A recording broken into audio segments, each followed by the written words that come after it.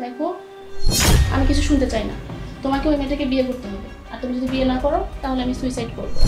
মনি, তুমি এরকম পাগলামি কেন করছো? মনে তুমি আমার ছেড়ে যেতে পারো না। মনে মনে তুমি কথা বলো। সুজন, দেখো তো মেয়েটা কেমন। কেন হঠাৎ তুমি দেখবো কেন? আরে দেখোই না, আমি তারপর বলছি। দেখলাম। কেমন? হ্যাঁ, সুন্দর আছে। জানো, মেয়েটা দেখতে মাশাআল্লাহ অনেক সুন্দর। আর মেয়েটার বাবা মা নেই, চাচা চাচির ওখানেই মানুষ হচ্ছে। আর টাকার জন্য সে পড়াশোনা করতে পারেনি। ঠিক আছে, তুমি এটার পর ব্যবস্থা করো, হোস্টেল উঠিয়ে দাও, লেখাপড়ার যা খরচ আমরা দেবো। আমি সেটা বলছি না। ও, বুঝতে পেরেছি, বিয়ে দিতে হবে। ঠিক আছে, আমি পাত্র দেখবো, আর বিয়েতে যা খরচ হয় আমি দেবো।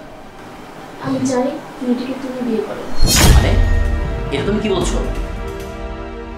দেখো সুজন, তুমি কিন্তু আমাকে কথা দিয়েছো যে আমি যা বলবো তুমি তাই করবা। না মনি, তোমার এই কথাটা আমি রাখতে পারবো না।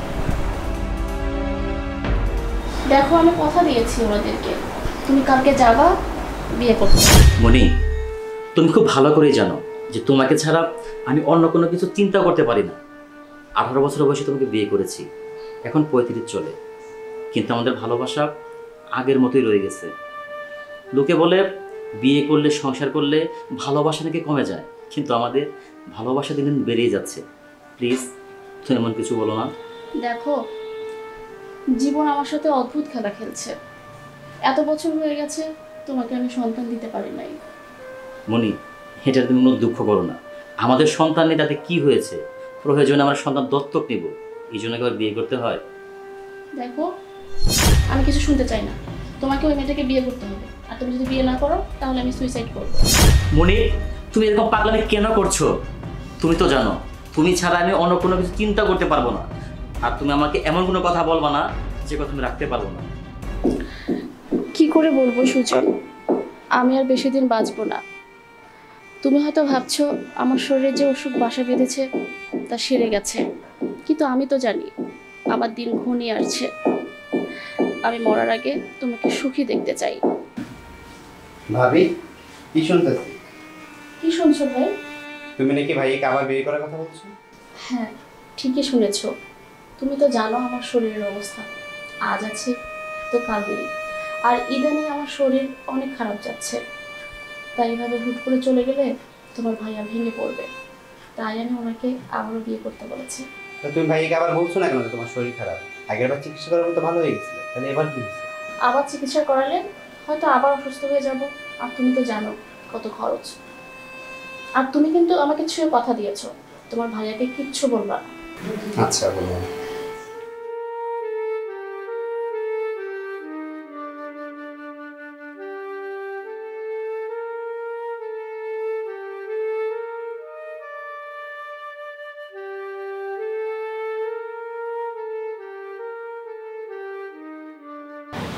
বাহ, দুজনকে তো অনেক সুন্দর মানিয়েছে।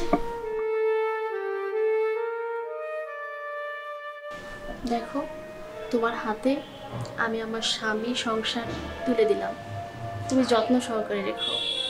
আর হ্যাঁ, ও কিন্তু অনেক রাগী, ও যখন রেগে যাবে তুমি চুপ থাকবা। আর একটা কথা, ও কিন্তু তেলযুক্ত খাবার একদম পছন্দ করে না, তুমি কিন্তু তেল ছাড়া রান্না করবা। আর ও যখন অফিসে যাবে, অফিসে যাওয়ার আগে ওর সমস্ত জিনিসপত্র সামনে রাখবা। জানো, ওর সাথে সংসার করতে করতে কখন যে 10টা বছর চলে গেল বুঝতেই পারলাম না।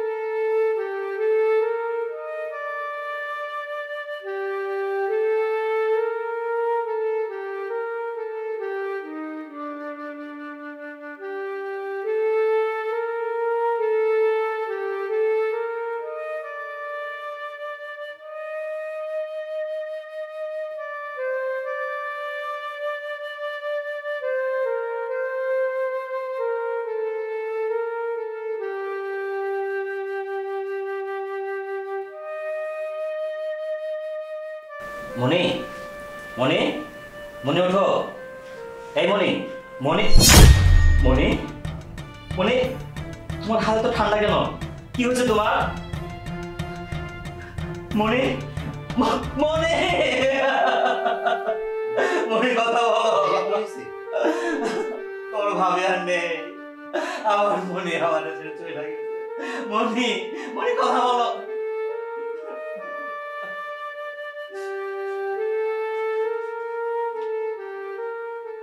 সুজন, তুমি আজকে খেতে বললে না আমাকে? কেন বললে না? জানো, আমি আজকে সারাদিন কিচ্ছু খাইনি। আমি শারীরিক এবং মানসিকভাবে অনেক কষ্টে আছি। মনি, তুমি আমাদের যেতে পারো না। মনি, মনি তুমি কথা বলো, কথা বলো।